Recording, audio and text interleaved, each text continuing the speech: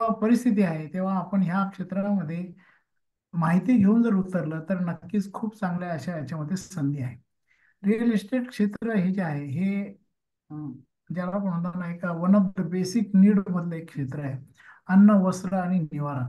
जरी त्याचा नंबर तिसरा असेल, पण आता बऱ्याच ठिकाणी त्याचा नंबर पहिला येऊ राहिला. सगळ्यांना घर हवं आहे. Everybody would like to have, म्हणजे त्याच्या जीवन काळात एकदा तरी आपलं एक घर असावं अशी प्रत्येकाची इच्छा असते. असं माझ्या मते भूतलावरती कोणी सापडणार नाही की ज्याला स्वतःचं घर नको आहे. आणि आपल्या पंतप्रधानांची सुद्धा इच्छा आहे की सगळ्यांना, सगळ्या भारतीयांकडे एक घर असायला हवं. त्या दृष्टिकोनातून मोठे मोठे प्रकल्प येत आहेत, मोठ्या मोठ्या योजना राबवल्या जात आहेत, व्याजामध्ये सवलती दिल्या जात आहेत, सबसिडी दिल्या जात आहेत. आणि खूप वेगाने एक औद्योगिकरण म्हणा, खूप वेगाने एक विकास आपल्या भारताचा चालू आहे. जीडीपी आपल्या सगळ्यांना माहिती असेल, भारताचं जीडीपी सध्या ग्रॉस डोमेस्टिक प्रॉडक्ट ज्याला आपण म्हणतो, तो जगात सर्वात मोठा, सर्वात जास्त आहे. बाकीचं तर अजून तर खूप काही गोष्टी बोलण्यासारख्या आहे. भारताबद्दल जर बोलायचं असेल तर खूप काही गोष्टी बोलण्यासारख्या आहे. परंतु नक्कीच सांगेल की एक चहूबाजूने विकास होतोय. कुठे आता महाराष्ट्राचा जर आपण विचार केला तर महाराष्ट्रात सगळीकडे कुठे हायवेज, कुठे काही समृद्धी एक्सप्रेस हायवे असेल किंवा तुमचा चेन्नई सुरत एक्सप्रेस हायवे असेल किंवा अजून अनेक काही नवीन नवीन गोष्टी येऊ राहिल्या. कुठे काही हायवेज येत आहेत, कुठे नवीन बिल्डिंग येत आहेत, नवीन प्रोजेक्ट्स येत आहेत. करोडो रुपयाचे प्रोजेक्ट्स भारतामध्ये येत आहेत, महाराष्ट्रात येत आहेत. महाराष्ट्राने यावर्षी सगळ्यात जास्त इन्व्हेस्टमेंट आणलेली आहे. ते एवढं जेव्हा होतं येतं तेव्हा त्याच्यामध्ये घरं ही सगळ्यांना लागणार आहे. मग तिथे कामगार येतील, मग त्यांना घर लागतील, मग त्यांचे अधिकारी येतील, त्यांना घर लागतील. आणि बाकी मग त्यांना ऑफिसेस लागेल. बाकी म्हणजे हे क्षेत्र असं आहे ना की ज्याच्यामध्ये कधी न थांबणारी ही विकास हा कायम होत राहणार आहे. मग अशा वेळेला जर आपण माहिती घेऊन उतरलं तर नक्कीच त्याच्यामध्ये स्कोप आहे. कसं आहे, जमिनीच्या किमती आपल्याला वाटतंय की कमी होतील, त्याच्यामध्ये काही स्लाइस होईल किंवा त्याच्यामध्ये काही मंदी येईल, असं काही शक्य नाही. याला कारण असं आहे, सिंपल इकॉनॉमिक्सचा जरी आपण विचार केला, सिंपल इकॉनॉमिक्स तुम्हाला उत्तर दिलं याचं. इकॉनॉमिक्स काय म्हणतं, when the demand is more than the supply then the price is going to be up. जर मागणीपेक्षा पुरवठा हा कमी असेल तर नक्की त्याची किंमत ही वाढत राहणार आहे. नाही का? हे हे हा सिद्धांत कोणी तुम्ही मी टाळू शकत नाही. म्हणजे आता सगळीकडे म्हणजे तुम्ही नाशिक नाही तर कुठल्याही महाराष्ट्रातल्या कुठल्याही गावात जा, त्याची एक 5 वर्षापूर्वीची किंमत आणि आताची किंमत काय तुम्हाला लक्षात येईल की एक मोठ्या प्रमाणात डबल टिबल असे भाव त्याचे झाले आहेत. म्हणजे मी स्वतः माझाही जेव्हा विचार करतो तर प्रचंड वाढ झाली आहे.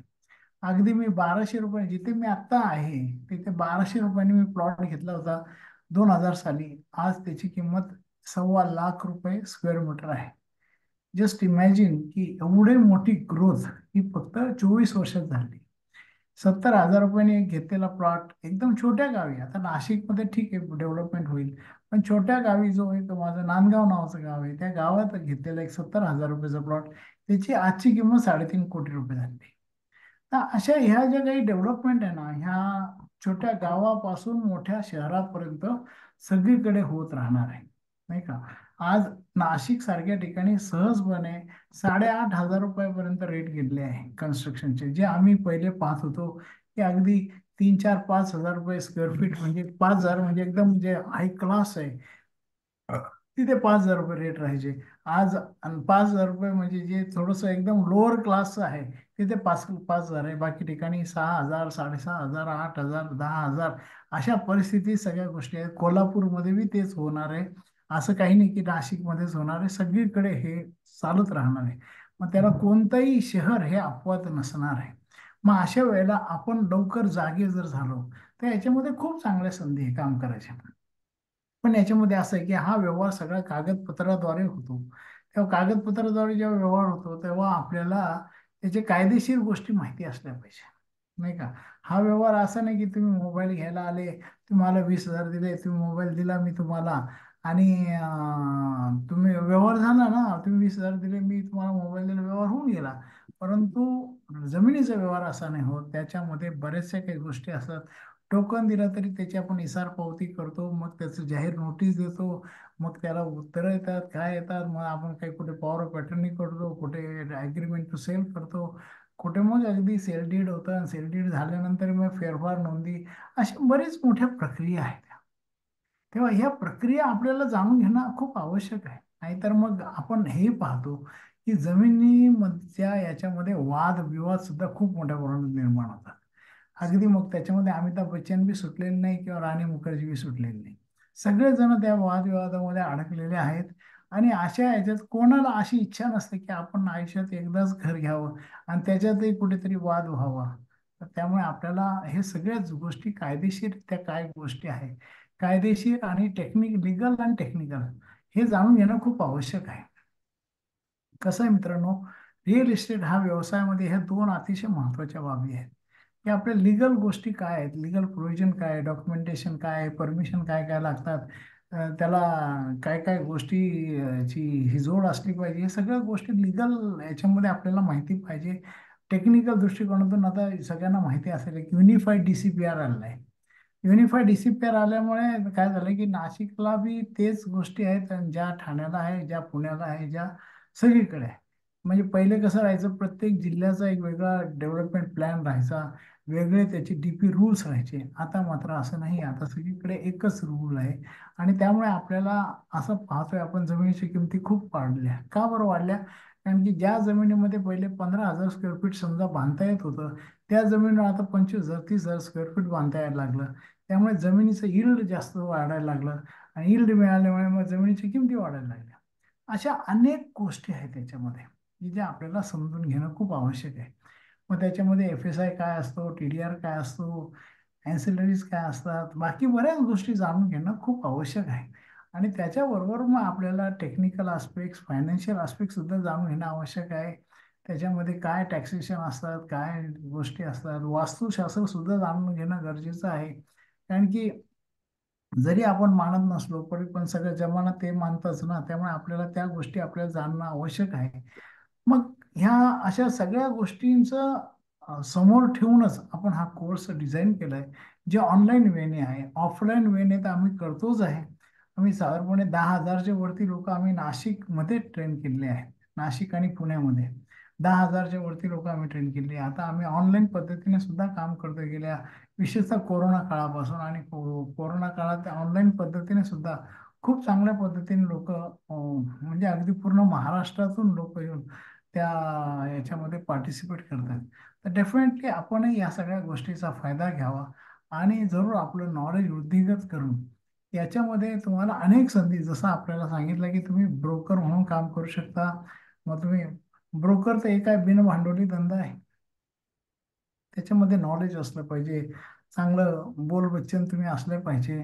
आणि जर सगळ्या गोष्टीचं नॉलेज असेल तर डेफिनेटली खूप चांगला व्यवसाय आहे. मी स्वतःही ते करतो, आमचे विवेक सुद्धा करतात, बरेच लोक करतात. त्याच्यामुळे काय की नॉलेज असलं पाहिजे, कॉन्टॅक्ट असले पाहिजे, आणि ज्याला आपण म्हणतो ना, बोलण्याची कला असली पाहिजे. तर हे जर सगळं असेल तर हा बिना भांडवलाचा धंदा आहे, नाही का? It is a very big business. आणि अगदी म्हणजे मी तुम्हाला सांगतो, मागच्या वर्षी मी एकच व्यवहार केला, पण एक व्यवहार कितीचा केला, 44 कोटीचा. दोन्ही साईडनी मी होतो.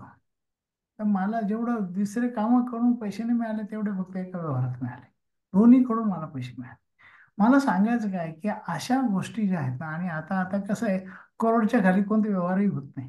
जमिनीच्या किमती एवढ्या वाढल्या आहे, 1 करोड 2 करोड हे अगदी सहज होणाऱ्या गोष्टी आहे. 1% जरी म्हटलं तर त्याच्यामध्ये खूप चांगल्या पद्धतीने पैसे मिळेल. एकीकडे तुम्हाला ब्रोकर म्हणून काम करायला संधी आहे, मग तुम्हाला थोडे तुमच्याकडे पैसे खुळखुळत असतील तर तुम्हाला ट्रेडर म्हणून काम करण्याची संधी आहे. थोडं अजून जर तुमच्याकडे असेल पैसे टाकण्याची आणि होल्ड करण्याची क्षमता, कारण की रिअल इस्टेटमध्ये होल्ड इज गोल्ड. जितकी होल्ड करण्याची तुमची क्षमता आहे तितकी तुम्हाला पैसे त्याचे वाढणार आहे. मग तसं, मग तुम्ही इन्व्हेस्टर म्हणून काम करा, डेव्हलपर म्हणून काम करा, किंवा तुम्ही बिल्डर म्हणून काम करा. Any ways, there are so many ways. Specialize consultant म्हणून काम करा, फक्त मार्केटिंगची कामं करा, फक्त ज्याला पण म्हणतो फायनान्सची कामं करा, फक्त रेव्हेन्यूची कामं करा. अशा अनेक स्पेशलायझेशन त्याच्यामध्ये करता येणं शक्य आहे. आणि हे सगळं करण्यासाठी मात्र बेसिक रिक्वायरमेंट आहे ती नॉलेजची. ते नॉलेज जर आपल्याकडे असेल तर नक्कीच आपण चांगलं काम करू शकतो.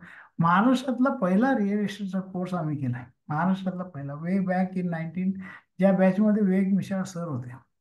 1990 म्हणजे सॉरी 2000 मध्ये आम्ही पहिला कोर्स केला. आज 24 वर्षापासून ही परंपरा चालू आहे.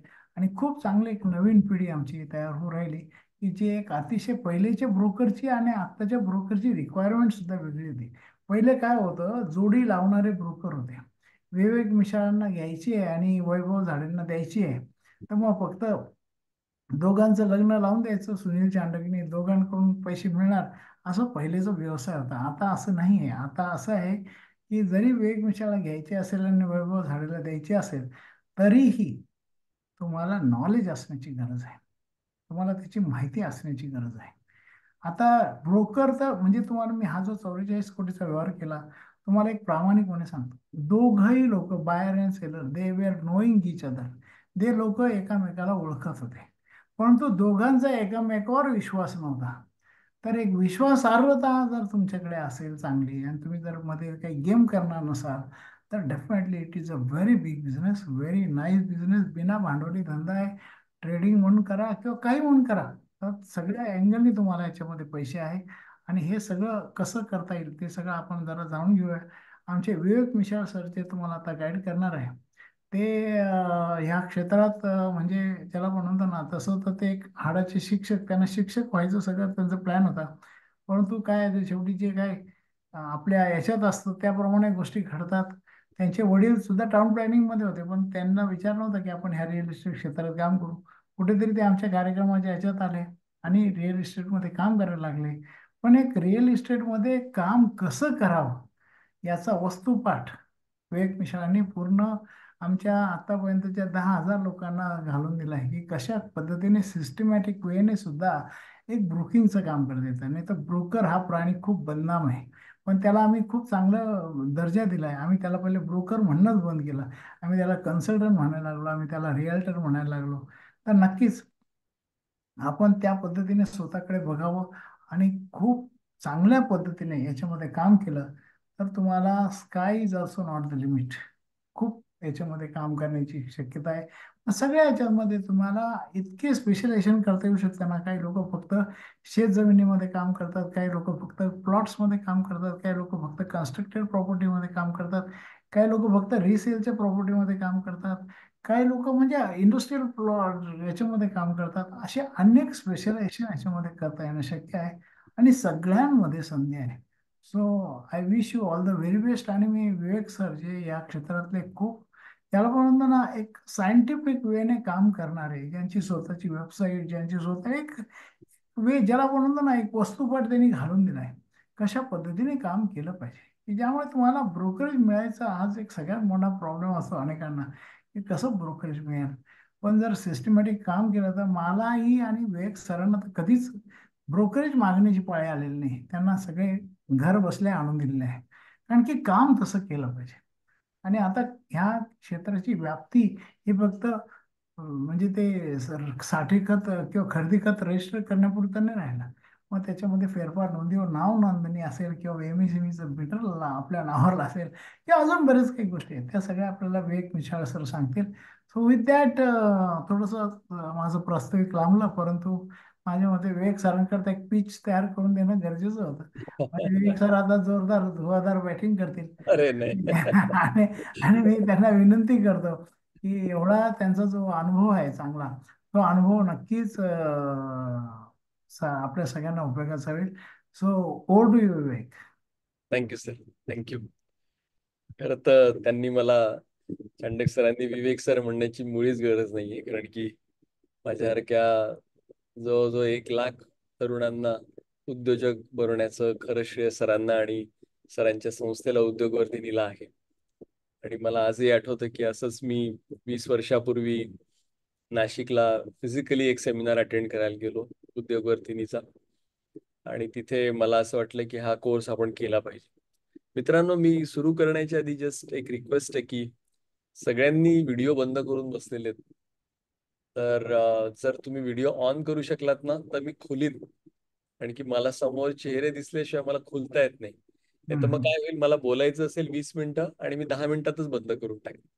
आणि मी तुम्हाला गॅरंटी देतो की मी तुम्हाला बोर नाही करणार. म्हणजे तेवढं तर मी आजपर्यंतच्या 10,000 इकडच्या पार्टिसिपंट्सला आणि बाकी पण वेगवेगळ्या विषयावरती, भगवद्गीता असेल म्हणा किंवा पॉलिटिकल सायन्स असेल म्हणा, तर मी त्या सगळ्या पार्टिसिपंट्सला मिळून आजपर्यंत 15,000 ते 17,000 लोकांना शिकवलेलं आहे. त्यामुळे तुम्हाला मी बोर होऊ देणार नाही. फक्त मला थोडेसे चेहरे जर दिसले ना, तर मग माझी पण कळी खुलते आणि कळी खुललेले चेहरे बघून तर अजूनच जास्ती कळी खुलते.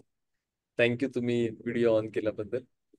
तर सगळ्यात पहिली गोष्ट म्हणजे सरांनी ऍक्च्युली आज खूप सुंदर आउटलाईन दिली आणि त्याच्यामध्ये बऱ्याचशा गोष्टी त्यांनी एक्सप्लेन केलेल्या आहेत. मी तुम्हाला ना एकदम सिंपल सिंपल गोष्टींचा हे सांगतो. माझ्या आयुष्यामध्ये ज्यावेळेस मी या फील्डमध्ये आलो ना, त्याच्या आधी मी खरंच 15 ते 17 बिझनेसेस ट्राय करून झाले होते. कारण की मी जवळजवळ 6वी पासून बिझनेस करतो. म्हणजे पापड विकले, फटाके विकले, LIC, पोस्ट, हे ते, जपान लाईफ, गादी, ॲम्वे, सगळं सगळं सगळं केलं होतं मी.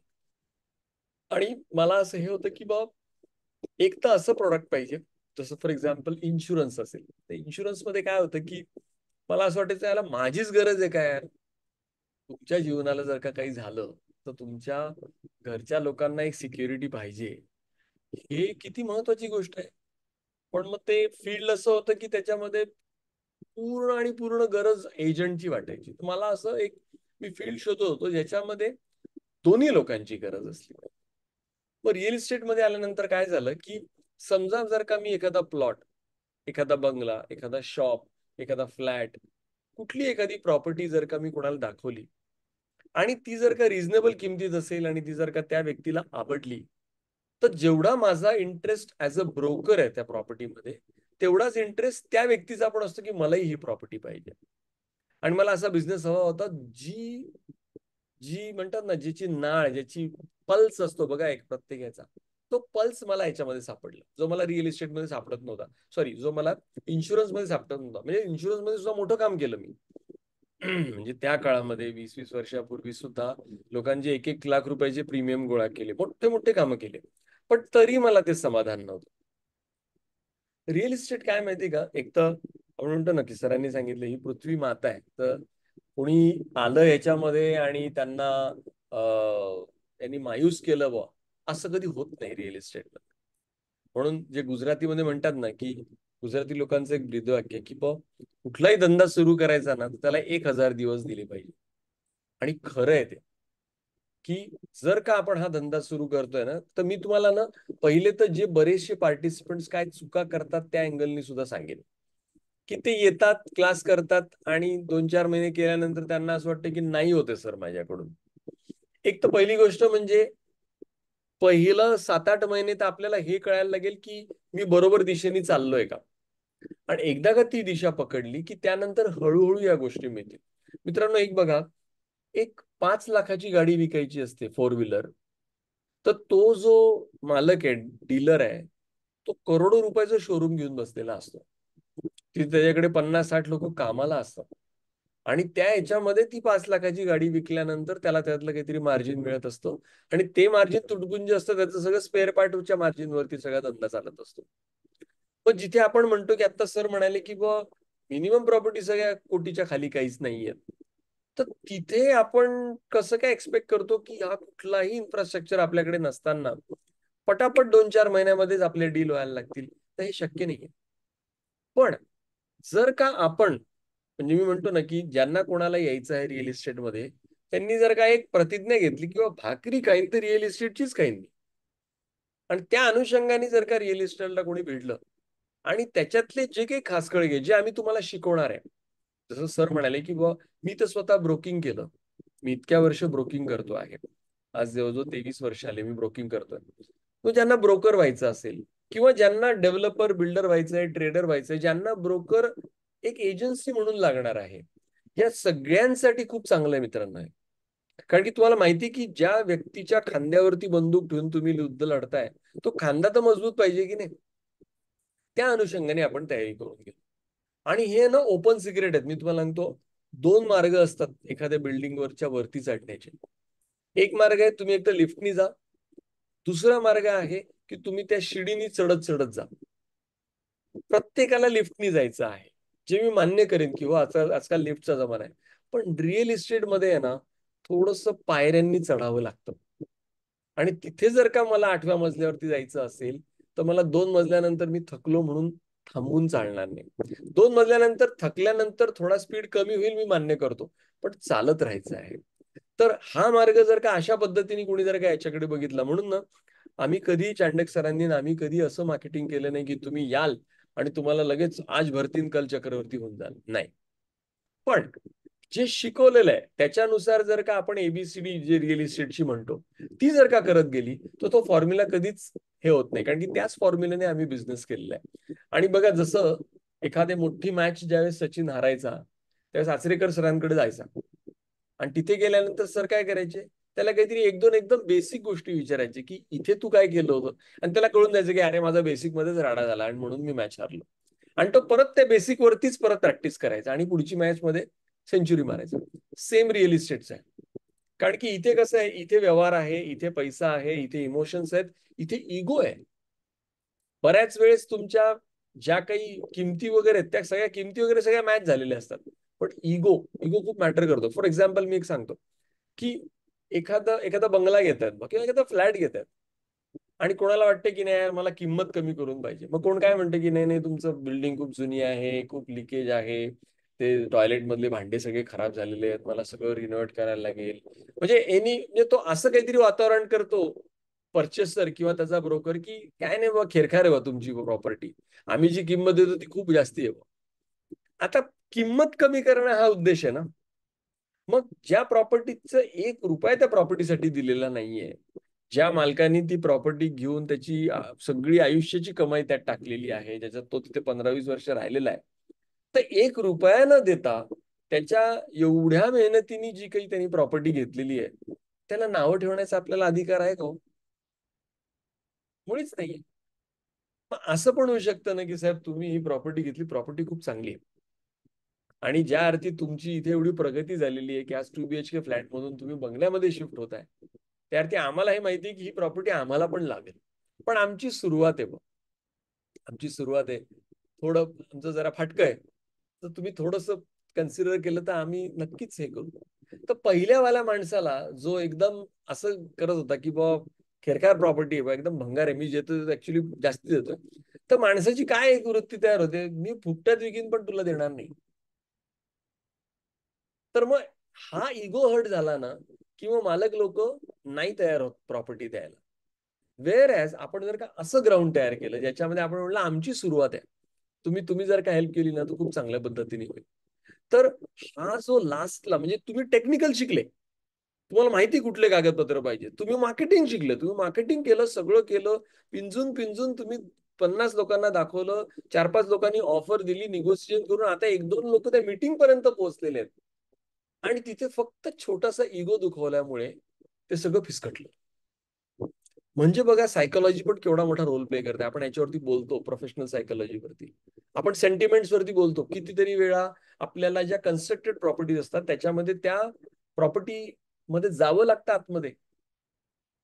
मग बरेचसे ब्रोकर लोक तुम्ही बघाल गुटखे खाणारे असतात, गुटखा खाऊन ते क्लायंटला घेऊन जातात तिथे दाखवायला. जर ती स्त्री एकटी असेल त्या घरामध्ये तर तिला ते कम्फर्टेबल नाही होणार, किंवा सिगरेट पिऊन झाली, सिगरेट टाकली, मेंथॉलची एक गोळी तोंडात टाकली आणि मग नंतर घुसले, तर तो जर का कडू वास आला त्या सिगरेटचा तर आवडणार नाही त्या स्त्रीला तुम्हाला आतमध्ये घ्यायला. तुम्हाला काय, तुमचे तुमचे क्लायंट नंतरची गोष्ट आहे.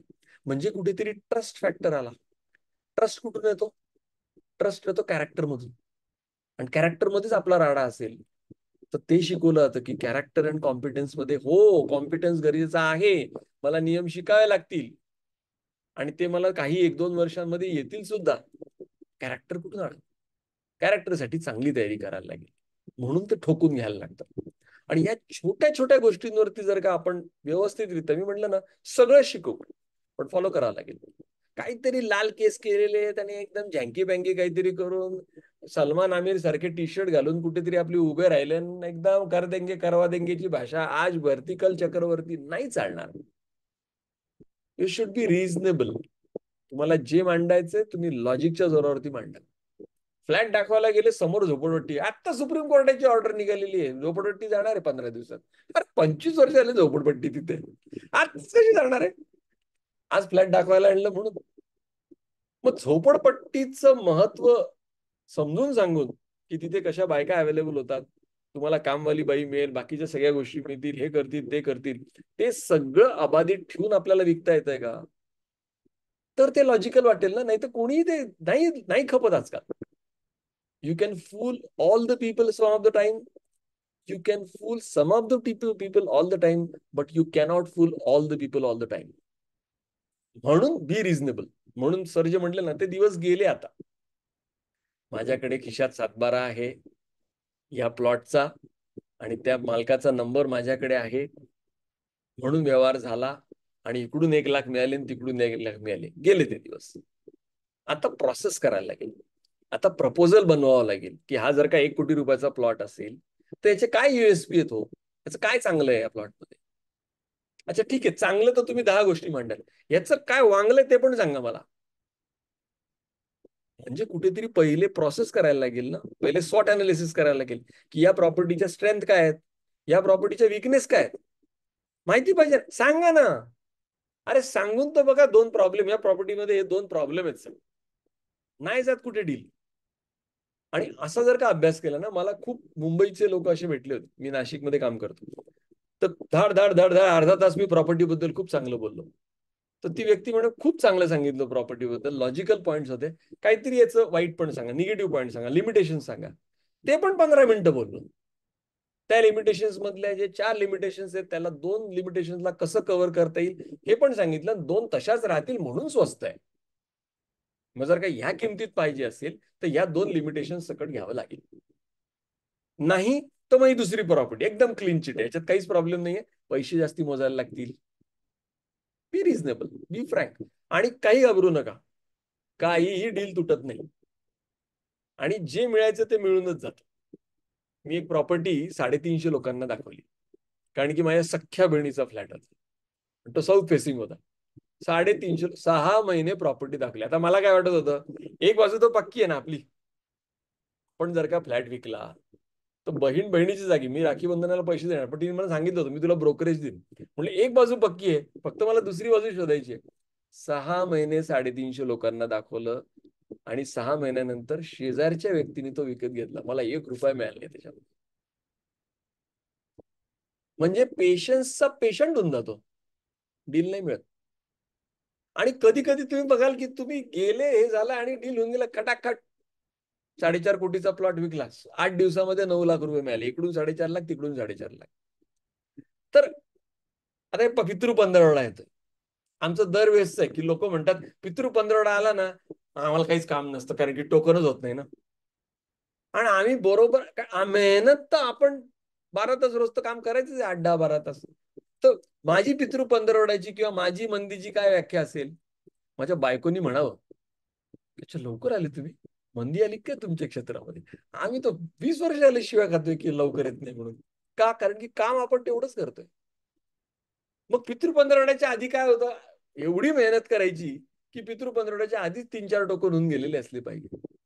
प्रोसेस पितृ पंधरवड्याचा काही प्रॉब्लेम नाही, त्यामुळे पितृ पंधरवड्यामध्ये सुद्धा तेवढेच बिझी. मग हे कसं करायचं? त्याच्यासाठी लागते सिस्टम. त्याच्यासाठी लागतं, माझ्या डीलचा चार्ट माझ्याकडे आहे का, माझं डील कशा पद्धतीने मी पुढे घेऊन जातो, ती सिस्टम शिकावी लागेल.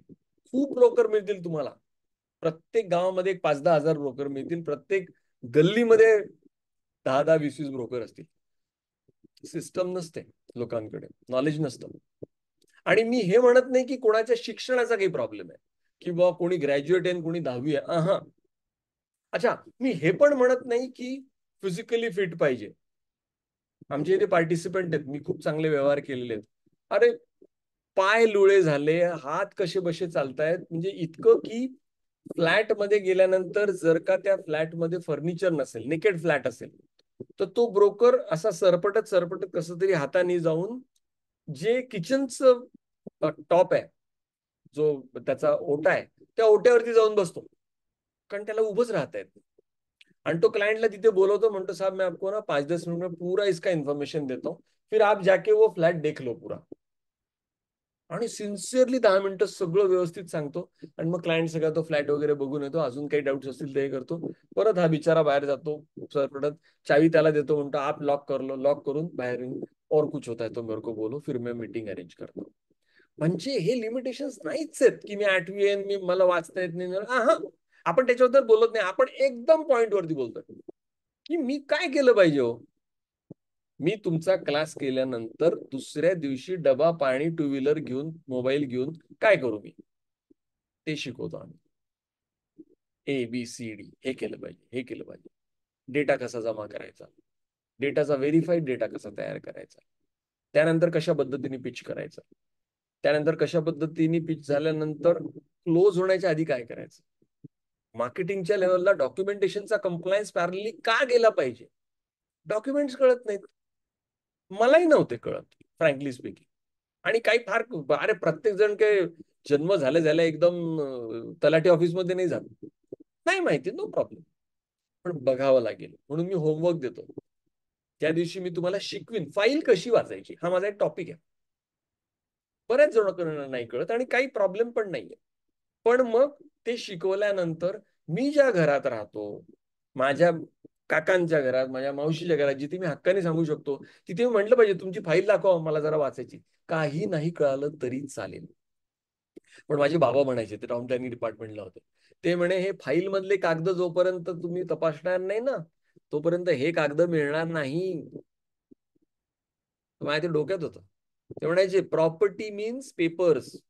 ते तू बंगला 5 कोटीचा बंगला बघशील, पीओपी बघशील, फर्निचर बघशील, नाही. त्याचे पेपर्स शिवाय त्या 5 कोटीच्या बंगल्याला काहीच अर्थ नाही. आणि खरंच माझ्या जीवनामध्ये 5.5 कोटीचा एक बंगला मी बघितला, जो बंगला बघायला मला 40 मिनिटं लागले. आणि त्याची फाईल तो मालक मला दाखवत नव्हता. मी म्हटलं सर, जर फाईल मला नाही दाखवली तर मी तुमचं मार्केटिंग नाही करू शकणार आहे बंगल्याचं.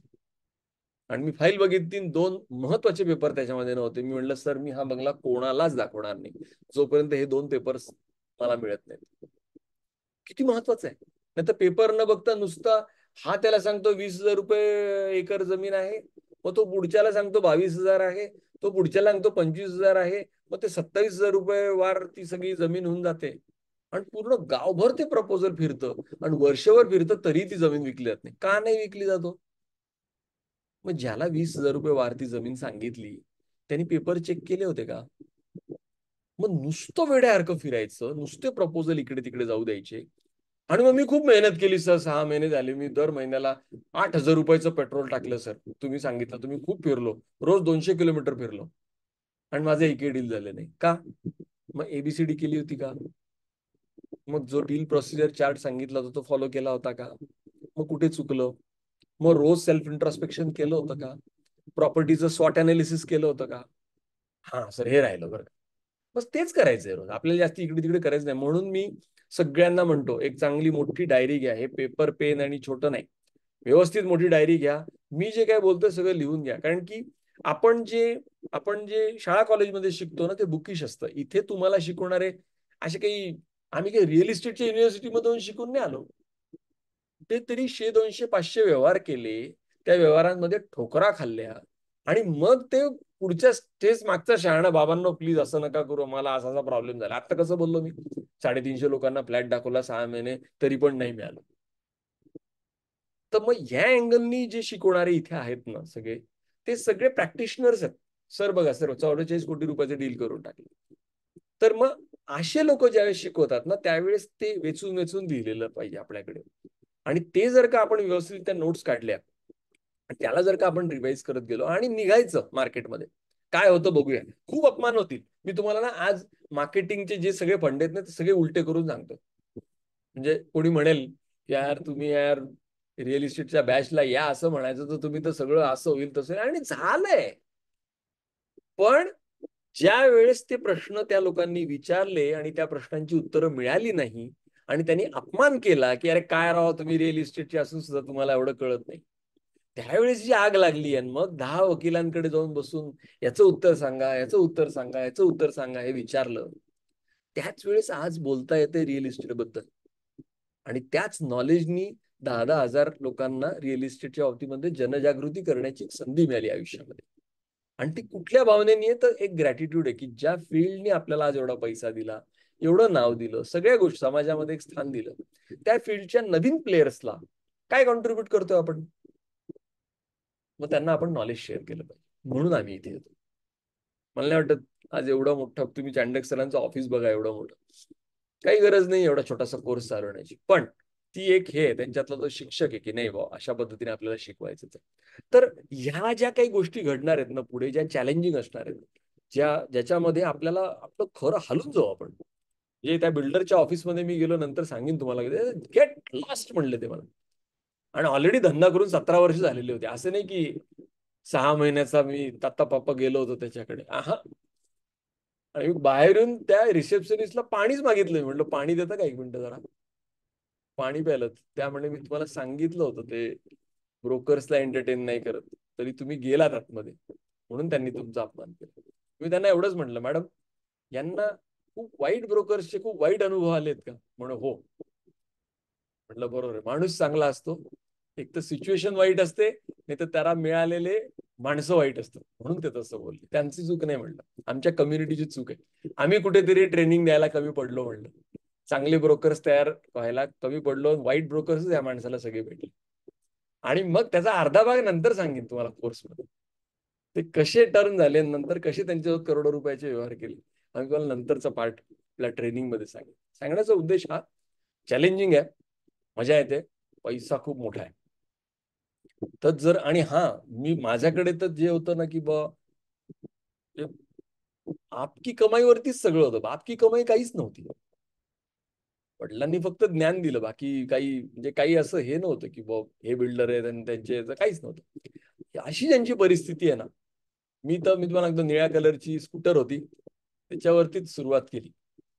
घरामधल्या बेडरूम मध्येच आपलं ऑफिस, ऑफिस म्हणजे काय तेच, कोणी यायचं तर नाहीच म्हणा, पण आपलं एक डील झालं तर मग थोडासा एक कम्प्युटर घेतला, दुसरं डील झालं तर मग नंतर प्रिंटर घेतला, असं करत करतच त्या स्कूटरवरती 200-200 किलोमीटर फिरून पाठ पूर्ण पकडून घेतलेली होती. असाच म्हणजे तो लिफ्टचा प्रवास नाहीच आहे आपला, आपला सगळा त्या याचाच प्रवास आहे. आणि असं चढत चढत ज्यावेळेस आपण वरती जातो, त्यावेळेस आपल्याला कळतं की it was worth it, was really worth it. तर मित्रांनो तुम्हाला सांगतो, तसं जर का असेल ना की स्वतःचे पैसे नाहीयेत, दुर्दम्य इच्छाशक्ती आहे, काम करण्याची खूप म्हणजे आहे, आपण करूया आणि आपण करूया, तर त्यासाठी याच्यासारखं फील्ड नाही, कुठल्याही प्रकारची इन्व्हेस्टमेंट गरजेची नाही. एक 2 व्हीलर पाहिजे, एक फोन पाहिजे आणि दुर्दम्य इच्छाशक्ती पाहिजे की मी हे करीनच, तर हे फील्ड तुमच्यासाठी. तर मी तुम्हाला सगळ्यांना वेलकम करतो. लास्टला एक गोष्ट सांगतो, माझी फार आवडती गोष्ट आहे आणि माझे 2 शब्द संपवतो. एका गावामध्ये एक मूर्तिकार जातो आणि तो एक दगड शोधतो आणि मूर्ती करायला सुरुवात करतो. अर्धवटच मूर्ती होते, त्यावेळेस त्याला कळतं की कोणीतरी रडतंय. 2 मिनिटांनी त्याला कळतं, अरे कोणीतरी हा दगडच रडतो. म्हणजे काय झालं? तो म्हणे हे एवढे ठोको मारतो, मला इतका त्रास होतोय, काय करू? मुझे मेरे हाल पे छोड़ दो. मग ते अर्धवटच झालेला तो दगड तो बाजूला सोडतो, दुसरा दगड एक करतो, सुंदर भगवंतांची एक मूर्ती तयार करतो. आणि मग नंतर गावाला येतात, म्हणतात तुम्ही तेवढे सुंदर मूर्तिकार आहात, तुम्ही तर नंतरही कधी काही बोलू शकता, आमच्या गावासाठी एवढी मूर्ती देऊन टाका, म्हणून तो गिफ्ट करून टाकतो. मग नंतर 5-10 वर्षांनी फिरत फिरत फिरत फिरत एका ठिकाणी जातो, तर तिथे खूप मोठा मेळा लागलेला असतो. काय आहे म्हणे, फार जागृत देवस्थान आहे म्हणून दरवर्षी इथे मेळा लागतो. मग असं त्या मेळ्यातून जात जात जात जात जात जात देवाला जातो, गर्भगृहात जातो, तो बघतो तर अरे ही तीच मूर्ती आहे जी मी हे केली. त्याला फार हे वाटतं की अरे आपल्या हातून अशी एक कलाकृती घडली की ज्याच्यामधून आज दैवत्व प्राप्त झालंय त्याला आणि लोकांच्या एवढ्या इच्छा पूर्ण होतात, एवढं जागृत देवस्थान झालेलं आहे. म्हणून तो ते सगळ्या एक ग्रॅटिट्यूड मनात घेऊन बाहेर पडत असतो, एवढा त्याला परत रडण्याचा आवाज ऐकू येतो. तर तो इकडे तिकडे होतो, कोपऱ्यामध्ये त्याला तो दगड दिसतो जो अर्धवट त्यांनी सोडलेला होता. पण आता का बरं रडतोय तू? तर वरती बघा काय लिहिलंय, तर ते लिहिलं असतं नारळ फोडण्याची जागा. तो म्हणतो त्यावेळेस तुमचे ठोके जर का व्यवस्थित सगळे खाऊन घेतले असते तर आता आतमध्ये दैवत्व प्राप्त झालं असतं, पण त्यावेळेस ते अर्धवट ठोके खाल्ले, मला आयुष्यभर हे नारळाचे ठोके मला शिवायला. तो जो क्षण आयुष्यामध्ये आला ना जिथे आपल्याला व्यवस्थितरित्या आपल्यातून सगळं अनवॉन्टेड बाहेर करणारं कोणी भेटलं, मग तो गुरु असेल, ती एखादी संस्था असेल, ते नॉलेज असेल, ते एखादं पुस्तक असेल, तर त्याच्यात निघून जायचं आणि त्या प्रोसेसला कम्प्लीटच करून टाकायचं, भलेही ती प्रोसेस कितीही पेनफुल असो. एकदा का त्याच्यातून आपण अशा पद्धतीने तयार झालो की जिथून आपल्या त्या सगळ्या प्रोसेसमधून अग्निदिव्यातून गेल्यामुळे आपलं स्वतःचं नाही तर आपण समाजासाठी पण काही गोष्टी कॉन्ट्रीब्यूट करू शकतो, अशी जर संधी आयुष्यात मिळाली तर ती जरूर करा. आणि ज्ञानमार्गाच्या ह्या यज्ञकुंडामध्ये स्वतःची आहुती द्यायला कधीच विसरू नका. आयुष्यामध्ये कधीच असं वाटणार नाही की बा आपण चुकलो किंवा आपला वेळ वाया गेला. तुमच्या सगळ्यांना माझ्या खूप खूप शुभेच्छा. Thank you. Thank you very much Vivek. I think खूप छान असं मार्गदर्शन विवेकने केलं आहे. आणि त्यांचे मेन म्हणजे हे सगळे त्यांचे अनुभव आहे. इट्स नॉट ओनली द काही काय असं कुठे वाचून नाही सांगितलं, हे सगळे त्यांचे अनुभव आहे. आणि जे ह्याच्यातून त्यांनी एवढे व्यवहार केलेले आहेत, तर त्याच्यातून जो परिपाक आहे इथे जे शिकायला मिळतं ना तुम्हाला, तो काही 3 आठवड्याचा 4 आठवड्याचा कार्यक्रम नाही आहे. तर त्याच्यामध्ये 20-20, 20-20, 25-25, 30-30 वर्षाची जी मेहनत आहे, ती मेहनत त्याच्यात मिळालेले जे अनुभव आहे ते अनुभव तुमच्याशी शेअर होतात. म्हणजे आपण 3 आठवड्यात कमीत कमी 25 वर्षाचं होऊन जातो, तेवढा अनुभवाचा विचार केला तर हा असा अनुभव आपल्याला कार्यक्रमातही नक्की मिळेल. माझ्या मते आपण आता कार्यक्रम नेमका काय आहे त्याच्याबद्दल माहिती घेऊया. Jitesh, are you ready there? Jitesh sir, yes sir, yes जरा कार्यक्रमाची सगळी माहिती द्या. Yes. Yes, thank you so much Chandak sir आणि विवेक सर. सो ज्या ट्रेनिंग बद्दल सरांनी आता सांगितलं, तर त्या कोर्सचं एक क्विकली इन्फॉर्मेशन मी शेअर करतो. आणि बऱ्याचशा लोकांचे चॅटबॉक्समध्ये प्रश्न आलेले आहेत, बरेचसे प्रश्न आहेत. तर वन बाय वन आपण सर्व प्रश्नही कव्हर करणार आहोत. त्या अगोदर 1-2 मिनिटात मी कोर्सची इन्फॉर्मेशन शेअर करतो आणि लगेचच आपण Q&A सेशनकडे आपण वळू.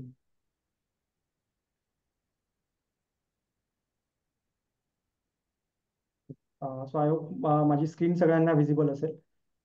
तर उद्योगवर्धिनीचा हा बेसिकली 3 आठवड्याचा लाईव्ह ऑनलाईन ट्रेनिंग प्रोग्राम आपण डिझाईन केलेला आहे. जसं आता सरांनी यामध्ये सांगितलं की रिअल इस्टेटमध्ये काम करताना आपल्याला बरेचसे जे वेगवेगळे पर्स्पेक्टिव्ह आहेत किंवा बरेचसे जे स्किल्स आहेत ते आपल्याला बेसिकली स्वतःमध्ये आणावे लागतील. तर त्यासाठी यामध्ये ओव्हरऑल आपली पर्सनॅलिटी असेल, तुमचं टेक्निकल नॉलेज असेल, तुमचे सॉफ्ट स्किल्स असतील, या सगळ्या अँगल्सचा विचार करून आणि रिअल इस्टेट सेक्टरमधल्या एक्सपर्ट्स कडून हा जो ट्रेनिंग प्रोग्राम आहे हा आपण डिझाईन केलेला आहे. आणि बेसिकली या फील्डमधले सर्व जे मेंटॉर्स आहेत तेच बेसिकली या कोर्समध्ये तुम्हाला गाईड करतील. या कोर्सची जी न्यू बॅच आहे ही सुरू होते 20 सप्टेंबर पासून. आणि याचा जो ड्युरेशन आहे हा 3 आठवड्याचा कोर्स असेल. आणि लाईव्ह ऑनलाईन झूम ॲपवर आपले सेशन्स होतील आणि सेशन हे इंटरॅक्टिव्ह होतील. जसं आता आपण झूम ॲपवर जॉईन झालं तर बॅचमध्ये लिमिटेड पार्टिसिपंट्स असतात आणि त्यामुळे प्रत्येकाच्या ज्या काही शंका असतील त्या सर्व शंका तिथे बेसिकली दूर होतात. सर्व प्रश्नांचे तुम्हाला उत्तरं तिथे मिळतील. आणि जसं सरांनी सांगितलं की हे इंटरॅक्टिव्ह सेशन असणार आहे. यामध्ये तुम्हाला काही असाइनमेंट्स दिल्या जातील आणि तुमच्याकडनं त्या करवून घेतल्या जातील.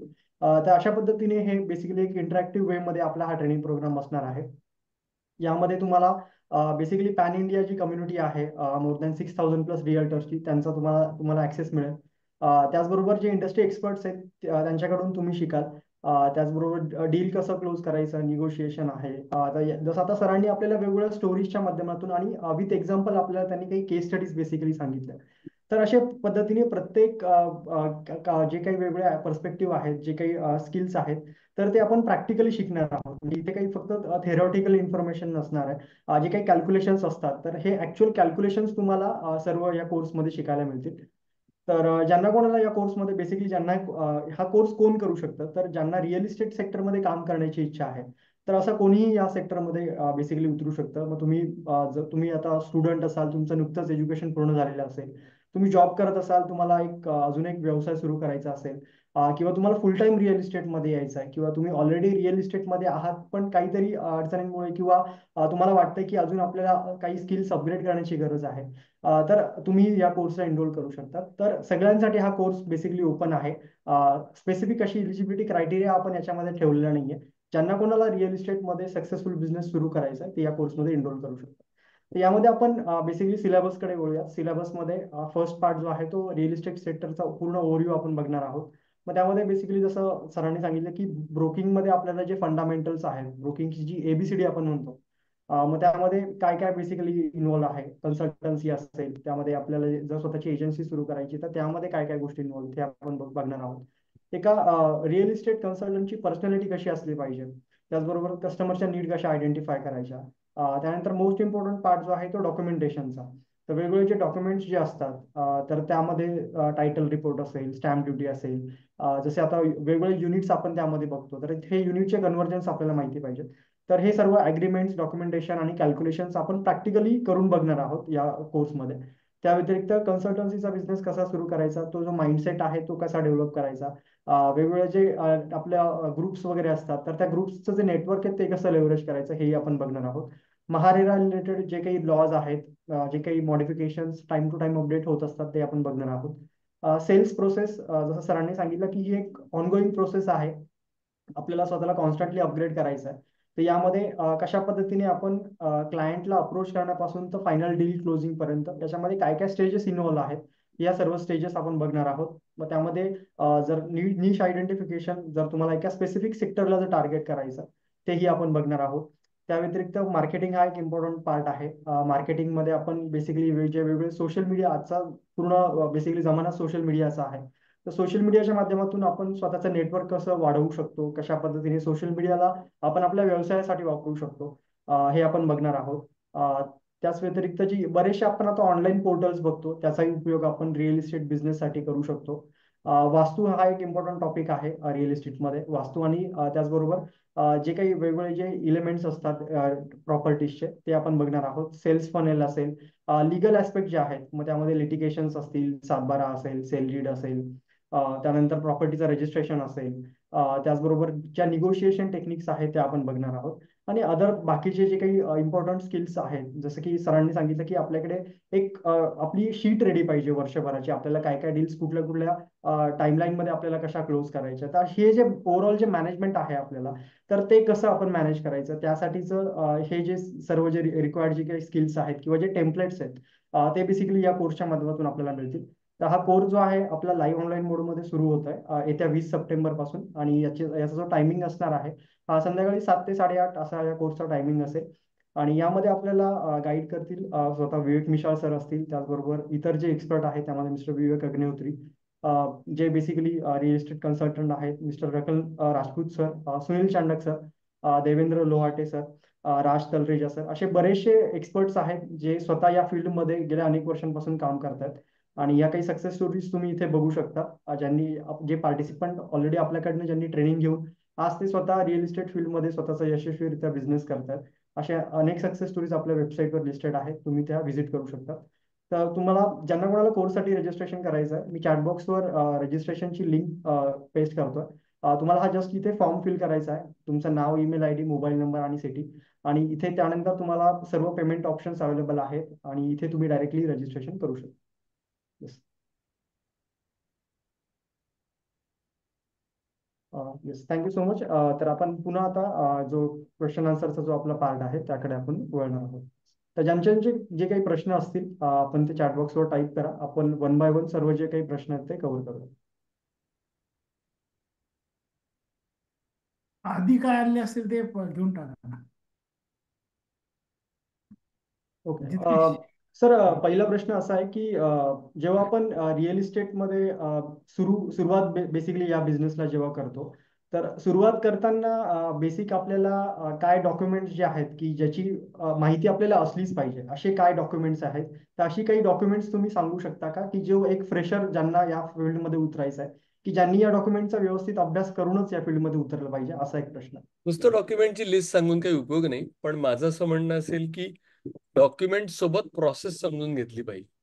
नुसतं इंडिव्हिज्युअली नुसती डॉक्युमेंटची लिस्ट तुम्ही आज गुगल कराल तर तुम्हाला लिस्ट मिळून जाईल, पण त्यांनी काही भागत नाही. कुठल्याही पद्धतीमध्ये लॉ जो बनला आहे त्याच्या मागे काहीतरी लॉजिक असतं आणि त्या लॉजिक नुसार ते कागदपत्र लागत असतात. तर ते लॉजिक पहिले आपण समजून घेतो की बुवा या प्रोसेसमध्ये हे कागदपत्र का लागतं. बुवा मी ज्यावेळेस तुम्हाला फाईल वाचायला शिकवतो त्यावेळेस तुम्हाला मी स्टोरी फॉर्मॅटमध्ये शिकतो की जमीन कुठल्या कुठल्या प्रोसेस मधून एखाद्या शेतीवरून, म्हणजे शेती होती पहिले, मग त्याचा सातबारा होता, मग कसं 6च्या नोंदी आल्या आणि त्याच्यातून कसं त्याचं कन्व्हर्जन झालं, तो प्लॉट तयार झाला, त्यानंतर त्यावरती बिल्डिंग बांधली गेली, त्याचे युनिट्स विकले गेले, ते रिसेल झाले. ही जी प्रोसेस आहे, ही प्रोसेस समजून घेतली तरच आपल्याला ते कागदपत्र कळतील की हे कागदपत्र का बरं लागतात. नुसती लिस्ट सांगण्यापेक्षा माझं म्हणणं आहे, हा कोर्स करा, याच्यामधलं ते लॉजिक समजून घ्या. आणि त्या केसमध्ये एकदा का स्वतःच्या डोक्यामध्ये तेच फिरत राहिलं की अशा प्रोसेसनी ही जमिनीची डेव्हलपमेंट झालेली आहे, की कागदपत्र लगेच लक्षात राहतात. दुसरी गोष्ट, प्रत्येक डील आपल्याला वेगवेगळ्या कागदपत्रांवरती फोकस करायला लावतं. म्हणजे कधी कधी तुम्हाला कळेल की अरे यार याच्यात एनी ऑर्डर आहे, पण या एनी ऑर्डर मध्ये याचा उल्लेख केलेला नाहीये. सर, मध्ये मी एक व्यवहार केला ज्याच्यामध्ये मी शॉप विकलं, पण ते शॉप विकल्यानंतर त्यावेळेस त्यांनी कर्ज नव्हतं घेतलं, नंतर त्यांना काहीतरी पैसे पाहिजे होते म्हणून ते कर्ज घ्यायला गेले. तर ते कर्ज घ्यायला गेले तर बँक ऑफ बरोडाच्या टायटलवाल्यांनी हे केलं की जी एने ऑर्डर आहे ना, त्याच्यामध्ये हे जे 5 दुकानांपैकी एक दुकान आहे, त्याचं कमर्शियल एने नव्हतं घेतलेली. आता नॉर्मली आपण एने ऑर्डर बघतो, एने ऑर्डरचा नंबर आहे, जिल्हाधिकाऱ्यांनी सही केली आहे, सगळं आहे, पण त्याच्यात फक्त रेसिडेन्शियल लिहिलं होतं. तर त्यांना रेसिडेन्शियल प्लस कमर्शियल हा एक शब्द त्याच्यामध्ये नव्हता, म्हणून नंतर त्या इंडिव्हिज्युअल दुकानासाठी आम्हाला ती एनी ऑर्डर अमेंड करायला लागली. त्याच्यासाठी आम्हाला खर्च आला 1-1.5-2 लाख रुपये. तर त्याच्यानंतर काय झालं की मी कुठली एनी ऑर्डर बघणार तर मी म्हणणार अरे यार, मी जे रेसिडेन्शियल विकतो तो रेसिडेन्शियलचा उल्लेख आहे का, किंवा मी जर का कमर्शियल विकतोय तर कमर्शियलचा उल्लेख आहे का त्याच्यामध्ये. असंच मी एकदा एक फ्लॅट विकला आणि त्या फ्लॅटमध्ये तो होता 5व्या मजल्यावरती. तर जे कम्प्लिशन सर्टिफिकेट असतं, त्या कम्प्लिशन सर्टिफिकेट वरती लिहितात तळमजला, पहिला, दुसरा, तिसरा, चौथा, 5वा हा शब्दच दिलेला नव्हता. आता ती क्लरिकल चूक होती. तर मला एसबीआयच्या त्या माणसाने विचारलं की तुम्ही, आणि त्यावेळेस ते कॅम्पाकोला प्रकरण चालू होतं मुंबईचं, म्हणे हे तुम्ही जे फ्लॅट कर्ज घ्यायला आले हे हवेत आहेत म्हणे, याच्यात त्याचा उल्लेखच नाहीये. मग मी त्यांना म्हणलं यार, तुम्ही कम्प्लिशन सर्टिफिकेट मध्ये नाहीये, पण जो बिल्डिंगचा प्लॅन आहे त्याच्यामध्ये तर आहे. मग बिल्डिंगचा प्लॅन त्यांनी बघितला, हा बिल्डिंगच्या प्लॅन वरती उल्लेख आहे. म्हणलं म्हणजे सर ही फक्त एरर आहे. मग त्यांनी अट टाकली, तुम्ही एक काम करा, हे याच्यावरती 5वा हा शब्द घेऊन या. तर मी त्यांना म्हटलं सर हे तर बिल्डरचं काम आहे. म्हणे हो ते काय असो, कंप्लायन्स मला पाहिजे. मग मी रिक्वेस्ट केली, म्हटलं सर हे छोटं काम असलं ना तरी याला मला 1 महिना जरूर लागेल, मला किंवा बिल्डरनी माणूस पाठवला तरी, तोपर्यंत मी हे कर्ज नाही करू शकत. आजपर्यंत माझं ट्रॅक आहे, तुमच्याकडे एवढं काम केलेलं आहे, तुम्ही ही फाईल मंजूर करा, मी 1 महिन्यामध्ये ते 5वा हा शब्द त्याच्यावरती घेऊन येतो आणि पुढे जाऊ. त्यांनी ते लोन पास केलं. त्यानंतर मी महिनाभर बिल्डरांकडे गेलो आणि त्यांच्याकडून ते सगळं नीट करून घेतलं आणि त्या गोष्टी कंप्लीट केल्या. तर आता मी तुम्हाला सांगायला कमेन्समेंट पाहिजे, कम्प्लिशन पाहिजे, अग्रीमेंट पाहिजे, सेल डीड पाहिजे, या सगळ्या गोष्टी सांगू शकतो. पण हे जी प्रोसेस ओरिएंटेड त्याचं जे एक्सप्लेनेशन आहे, त्याच्याशिवाय ते पंगू आहे, ते त्याचं बुकिश नॉलेज आहे. तर मी काय करतो, मी तुम्हाला प्रत्येक वेळेस ज्यावेळेस लिस्ट ती सांगेन, त्याच्या मागची स्टोरी आणि त्याच्या मागची प्रोसेस ही तुमच्याकडून मला पक्की करून द्यायची. ठीक आहे. सर, नेक्स्ट क्वेश्चन असा आहे की जेव्हा रिअल इस्टेट फील्डमध्ये आपण बिझनेस सुरू करतो तर बेसिकली निश एक डिफाईन करणं किती इम्पॉर्टंट आहे. कारण बरेच आता जसं मयूर सरांनी हा प्रश्न विचारला की ते ऑलरेडी कमर्शियल आणि रेसिडेन्शियल दोन्ही फील्डमध्ये काम करतात, पण बऱ्याच वेळेला त्यांना असं वाटतं की आपण कुठल्या तरी एका सेक्टरवर फोकस केला पाहिजे. तर निश आयडेंटिफिकेशन हे किती इम्पॉर्टंट आहे सुरुवातीला? काय होतं, आपण सुरुवात करतो ना, आपल्याला सगळं करायचं असतं आणि ते केलं पण पाहिजे, जेणेकरून प्रत्येकाचं थोडं थोडं थोडं जेवणासारखंच आहे. 5 पक्वान्न वाढले की आपण हळूहळू सगळ्याची टेस्ट घेतो आणि जे आपल्याला सगळ्यात जास्ती आवडतं ते आपण सगळ्यात जास्ती खातो. मग तो आंब्याचा रस असेल तर 4 वाटे तर आंब्याचा रसच होऊन जातो अशा पद्धतीने. तर या याच्यामध्ये मग सगळं एकदा का सगळ्यात पहिलं काय असतं की डील झालं पाहिजे. कशातही हो, शेती विको, प्लॉट विको किंवा कन्स्ट्रक्टेड करो, काही करो, डील झालं पाहिजे आणि कम्प्लीट झालं पाहिजे, मला पैसे मिळाले पाहिजे. तर मला असं वाटतं पहिलं टार्गेट ते ठेवावं.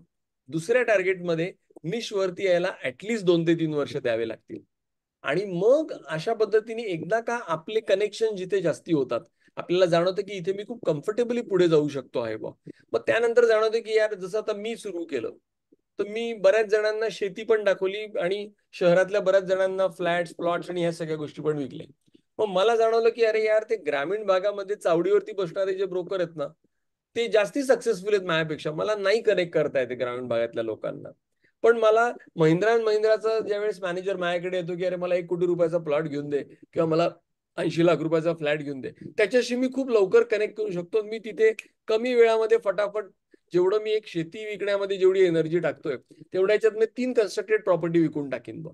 तर मग 3 वर्षांनंतर मी फोकस पूर्णपणे मग माझा कन्स्ट्रक्टेड प्रॉपर्टीवरती केला, कन्स्ट्रक्टेड मधल्या कमर्शियल आणि रेसिडेन्शियल आणि प्लस रेंटल सुद्धा, या सगळ्या ह्याच्यावरती. ते यायला थोडंसं 2, 2.5, 3 वर्ष द्यावे लागतील. आणि जिथे तुमचा कम्फर्ट आहे, जिथे तुम्हाला जास्ती डील मिळत आहेत आणि वेळेचं गणित आहे की मी एवढ्याच वेळेमध्ये इथे एक डील करतो, तेवढ्याच वेळेमध्ये मी हे इव्हन एरियाच्या बाबतीत पण आहे की माझ्या एरियामध्ये मी कमी वेळामध्ये जास्ती प्रॉपर्टी विकतो. हेच जर का माझ्यापासून 10 किलोमीटर लांब असेल तर तिथे जाणं येणं आणि एवढ्या लोकांना प्रॉपर्टी दाखवण्यात माझा जास्ती वेळ जातोय बघ. तर निश पण मी फिक्स केलेलं आहे आणि मी एरियाचं पण स्पेशलायझेशन करून टाकलेलं आहे. ही अशी अशी प्रोसेस इव्हॉल्व्ह होत जाते. Yes yes, thank you sir. Sir अजूनही काही क्वेश्चन्स आहेत. बिफोर दॅट आपल्या प्रिव्हियस बॅचचे पार्टिसिपंट आपल्यासोबत जॉईन झालेले आहेत, मिस्टर अमित पालवे सर. तर अमित सर त्यांचा एक्सपिरियन्स शेअर करतायत की कोर्सचा कसा त्यांना, बेसिकली कोर्समधून त्यांना काय काय गोष्टी शिकायला मिळाल्या आणि कशा पद्धतीने ते त्यांचा रिअल इस्टेट फील्डमधला त्यांचं जे काही आता त्यांनी त्यांची जर्नी सुरू केली आहे.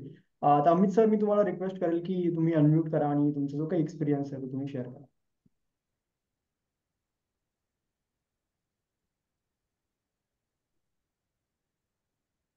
एक मिनिट सर. हा,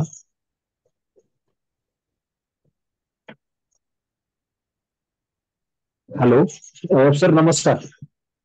नमस्कार नमस्कार. नमस्कार. नमस्कार. माझं नाव अमित पालवे आहे. मी सर उद्योगवर्धिनीशी 2-4 महिन्यापासून जुडलेलो आहे आणि उद्योगवर्धिनीमध्ये म्हणजे पूर्वी जेव्हा मी 2 व्यवहार केले होते त्याबद्दल मला काही नॉलेज नव्हतं की व्यवहार कसे केले पाहिजे, पार्टीसोबत कसं बोललं पाहिजे. मग सरांचा मी जेव्हा ऑफलाईन कोर्स केला मला असं वाटलं अजून काहीतरी शिकायला पाहिजे म्हणून मी ऑनलाईन पण केला. ऑनलाईन मध्ये इतकं छान मला भेटल्या गोष्टी की फाईल बनवायची कशी, त्याच्यानंतर डॉक्युमेंट कसे लावायचे, वाचायचे कसे, 7/12, त्याच्यानंतर म्युटेशन एंट्रीज, त्या गोष्टी माहिती नव्हत्या. त्या माहीत झाल्या. आज मी विवेक सरांनी मला फाईल कशी बनवायची ते शिकवलं. मी आज 2 फाईल बनवून दिलेल्या आहे. मी अजून 2 बाकी त्या पण द्यायच्या मला. त्याच्यानंतर मी ह्या कोर्स केल्यानंतर माझ्याजवळ आता 4 महिन्यापूर्वीच मी कोर्स केला. माझ्या 8 डील झालेले आहेत. त्या 8 डील मध्ये मी जवळजवळ 5 डील मध्ये दोन्ही बाजूने मीच आहे. आताही माझा एक बेळगाव नाशिकमध्ये व्यवहार झाला, तो आता जस्ट पूर्ण झालेला आहे. तो व्यवहार माझा एक 4 कोटीचा होता. 1% जरी म्हटलं तुम्ही तरी 4 लाख रुपये त्या व्यवहारामध्ये मला आता मिळणार आहे. तर मी जे आता हे आज जे आपण जोडलेले पार्टिसिपंट त्यांना एवढं सांगू इच्छितो की हा कोर्स जेव्हा हे तुम्हाला कुठे शिकायला भेटणार नाही, फक्त हे उद्योगवर्धनीमध्येच शिकायला भेटतं. तर इतकं छान केलेलं आहे सरांनी, कोर्स इतका छान डिझाईन केला आहे की म्हणजे आपल्याला पार्टी सोबत काय बोलायचंय काय नाही, म्हणजे काही पार्टीचा हे शंकाच राहत नाही त्याविषयी. इतकं छान नॉलेज यांच्याकडनं मिळते आपल्याला. तर मी सरांचे आभार मानतो आणि असंच प्रेम असू द्या sir. Thank you. Congratulations. Thank you sir. आजच सर डीलचंच काम चालू होतं त्याच्यामुळे मला लवकर जॉईन नाही होता आलं. अरे क्या बात. थँक्यू. तुम्ही जे सांगितलं तुम्ही फाईल बनवली बरं का सर, ओके. एकदम छान. Thank you sir. Very nice. Professional वाटतं सर तसं केल्यानंतर आपण. हा, इतर आता बाकीच्या मी सांगू, हे बघा अजून एक आता यांनी विषय काढला तर हे ना NoBroker.com वगैरे साईट आलेल्या आहेत आता की ब्रोकरची गरज नाही बा. मी त्यांना फोन लावले, एक 2-3 प्रश्न विचारले, विकेट उडाली त्यांची. मी त्यांना म्हटलं हे जर का तुम्हाला नुसते लावायचे असतील जोड्या तर मी तुमच्याकडे कशाला येऊ, मी मॅजिक ब्रिक्स वरती नुसती ऍड टाकीन ना. तर तुम्ही जे काही म्हणजे सर काय करतायत माहिती का, नुसती जोडी लावायची 15-17 हजार रुपये घेत आहेत. म्हटलं मॅजिक ब्रिक्सला मी एक 1200 रुपयात 1500 रुपयात एक ऍड देऊन टाकतो, तुम्हाला 15-17 हजार का बरं देऊ.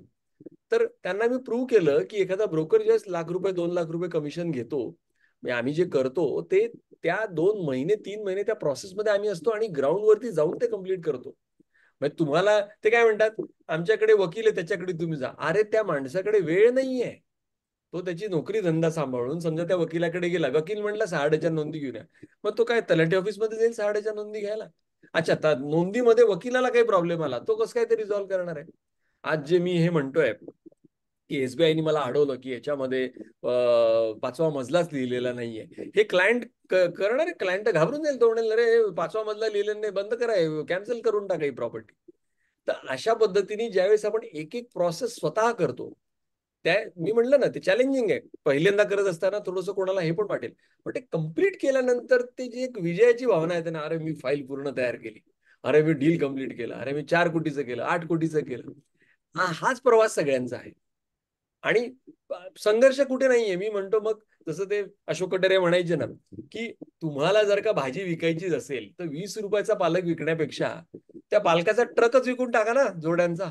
मग सेम तसंच आहे की जर मग धंदा करायचाच आहे तर मग उगीच काहीतरी छोटे मोठे धंदे करण्यापेक्षा एवढा मोठा जिथे हे आहे ते अशोक कटारे सर सांगतात की आम्ही सुद्धा बिल्डिंग बांधली, पण नंतर कळलं त्यांच्या काळामध्ये बिल्डिंगचं बजेट होतं 50-70 लाख रुपये. मग त्यांना कळलं की अरे जर का आपण फॅक्टरी बनवली तर त्या फॅक्टरीचं बजेट असतं 5 कोटी रुपये, म्हणून ते फॅक्टरी बनवायला लागली, कन्स्ट्रक्शन करायला लागली.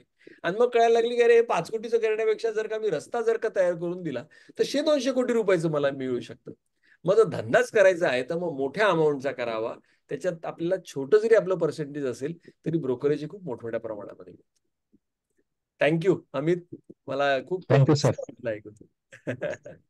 Thank you sir. अजून कोणाचा काही प्रश्न आहे का? सर अजून काही क्वेश्चन्स आहेत तर तेवढे 2-3 क्वेश्चन्स आपण कव्हर करू. आपण कारण की मला वाटतं सरांनाही घरी जायचं, 8:35 झालेत. 1-2 प्रश्न घेऊया. Yes. काही असेल मी माझा नंबर देतो 988-125-6288. परत रिपीट करतो 988-125-6288. जॉईन करायचा की नाही करायचा याच्या बाबतीत काही प्रश्न असेल मला बिंदास फोन करा. मी अजूनही काय असेल तर तुम्हाला फोनवरती पण सांगायला तयार. येस, 1-2 क्वेश्चन घेऊया. सर नेक्स्ट क्वेश्चन असं आहे की कमर्शियल रिअल इस्टेटमध्ये आपण जेव्हा काम करत असतो तर पार्शल कम्प्लिशन घेऊन आपल्याला खरेदी करता येते का कमर्शियल रिअल इस्टेटमध्ये? करता येते. ओके.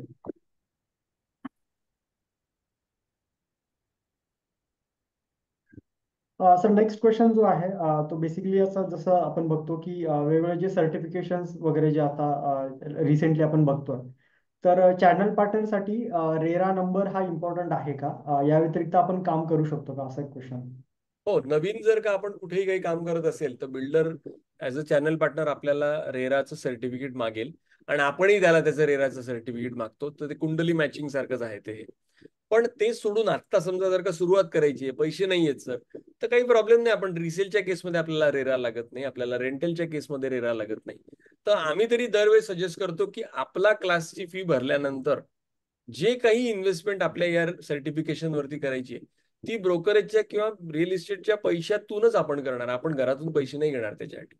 तर त्यामुळे ते एकदा का हळूहळू आपण काही डील छोट्या मोठ्या केल्या, त्याच्यातून पैसे मिळाले की मग आपण पुढे सांगतो की रेराचं सर्टिफिकेशन करून द्या.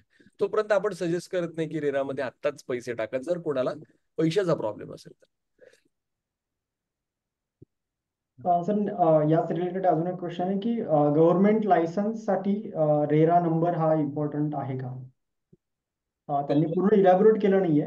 तांबे सर जर तुम्ही इलॅबोरेट अनम्यूट करू शकत असाल तर तुम्ही पूर्ण इलॅबोरेट करा क्वेश्चन. नाही, गव्हर्नमेंटसाठी नाही. गव्हर्नमेंट जसं आता गव्हर्नमेंट बांधते म्हणजे काय म्हाडा वगैरे बांधतात, त्याच्यात काही ब्रोकरचा संबंध नसतो. आणि जे गव्हर्नमेंटचे बाकीचे कॉन्ट्रॅक्ट असतात त्याचा रेराचा संबंध नाही, त्यामुळे रेरा तिथे लागणार नाही. ब्रोकरेज बोथ पार्टी कडून दिलेच नाही तर काय?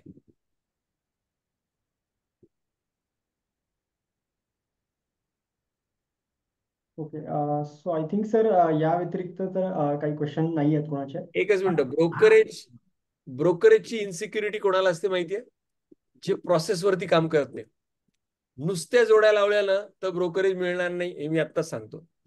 पण आपण जे शिकवतो ते प्रोसेस ओरिएंटेड शिकवतो की डीलच कसं करायचं आणि त्या डीलच्या प्रत्येक छोट्या आणि मोठ्या जे काही त्याचे कंपोनेंट्स असतील त्याच्यामध्ये आपण 100% असतो ऍज अ ब्रोकर. त्यामुळे ब्रोकरेजचा ती इन्सिक्युरिटीज मनातून निघून जाते आणि त्याची पूर्ण तुम्हाला मी प्रोसेस अशा पद्धतीने शिकवणार आहे की जी प्रोसेस केल्यानंतर सगळ्यात पहिले काय जातं ती इन्सिक्युरिटी निघून जाते. आपण कामच एवढं केलेलं असतं त्याच्यामध्ये की त्या अनुषंगाने ती इन्सिक्युरिटी आपल्या मनात राहत नाही. त्याची काळजी करू नका. येस सर, एक लास्ट क्वेश्चन आहे जो की बेसिकली नीड आयडेंटिफिकेशनच्या रिगार्डिंग आहे. रोहित सर विचारतायत की बऱ्याच वेळेला क्लायंटचा फॉलोअप आपण खूप वेळ घेत असतो आणि क्लायंटकडनं आपल्याला रिस्पॉन्स मिळत नाही. तर त्यावेळेला नक्की समजत नाही की नेमकं आपलं मिस्टेक नेमकी कशी कुठे होत आहे. तर त्यांचं असं म्हणणं आहे की त्यांनी डॉक्युमेंटेशन पण सर्व व्यवस्थित आहे. क्लायंट सोबत ते वेगवेगळ्या मोड्समधून ते कॉन्टॅक्टमध्ये पण आहेत. बट बऱ्याच वेळेला त्यांचे जे डील्स आहेत ते दुसरे जे कोणी हे असतात कम्पिटिटर्स, तर ते तिकडे चालले जातात. तर ही गोष्ट कशी अवॉइड करायची, यासाठी तुम्ही काही मार्गदर्शन करू शकाल का? मला फोन करा, जरा अजून डिटेल काही गोष्टी मी त्यांना विचारीन आणि त्यांना सांगेन. ओके.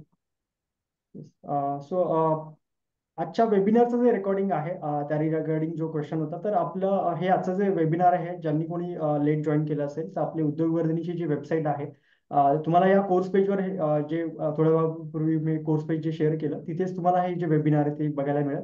त्याचबरोबर आपल्या उद्योगवर्धिनीचं एक युट्यूब चॅनलही आहे, त्यालाही तुम्ही जरूर सबस्क्राईब करा आणि तुम्हाला हे परवा हे वेबिनार युट्यूब चॅनलवर पण बघायला मिळेल. त्याचबरोबर ज्यांना कोणाला कोर्ससाठी रजिस्ट्रेशन करायचं आहे तर ऑलरेडी कोर्सेस रजिस्ट्रेशनची जी लिंक आहे ती मी चॅटबॉक्सवर टाईप केलेली आहे. पुन्हा एकदा मी ती लिंक टाईप करतोय आणि आपले जर काही क्वेश्चन्स असतील तर आमचे जे काउन्सिलर आहेत तर त्यांचा नंबरही मी चॅटबॉक्समध्ये टाईप करतोय. तुम्हाला कोर्सविषयी किंवा तुम्हाला इतरही जे काही प्रश्न असतील एनरोलमेंट रिगार्डिंग किंवा आपण कोर्समध्ये नक्की काय कंटेंट कव्हर करतोय, तर हे सर्व क्वेश्चन्स तुम्ही या कॉन्टॅक्ट नंबरवर तुम्ही कॉन्टॅक्ट करा. सर्व प्रश्न तुमचे रिझॉल्व्ह केले जातील. येस, सरांनी आय थिंक ऑलरेडी त्यांचा नंबर जो आहे तो शेअर केला होता. येस. फक्त जे काही फील्डशी रिलेटेड आहे ते मला विचारा. जे काही ऍडमिन रिलेटेड असेल ते सगळं त्या नंबरवरती करा, ते मी उत्तर देऊ शकणार नाही. Yes. Okay. So thank you so much all the participants for joining this webinar आणि thank you Vivek sir for wonderful guidance. Thank you Chandak sir. Good night. Thank you. Sir thank you. Thank you. चला, bye. Thank you sir.